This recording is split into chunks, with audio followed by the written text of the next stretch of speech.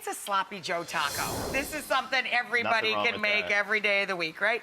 So, vinegar. I like apple cider vinegar for this one. I'm an upstate New York girl. We always have apple cider vinegar on hand. Once you open it, you should keep it in the fridge. It'll get a longer shelf life for you, before it goes cloudy. No sugar tomato product of any kind, tomato puree, tomato sauce.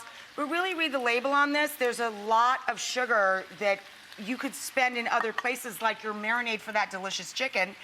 And you don't need sugar for tomato sauce. Tomatoes are sugary enough. So a little tomato sauce in there and a little Worcestershire. If you're gonna use sugar, add the flavor, baby.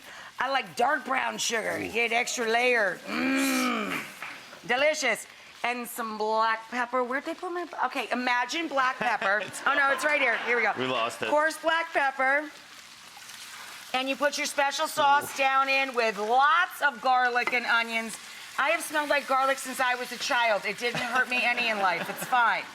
You cook it up, it gets nice and hot.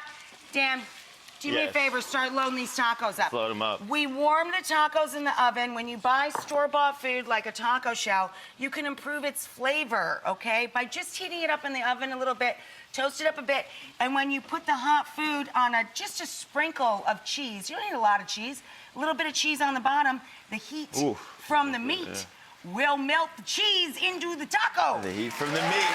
The heat from the meat.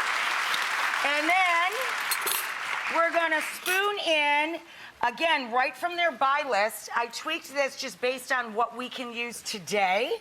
We have corn, scallions, and fresh tomato that we can spoon right on top.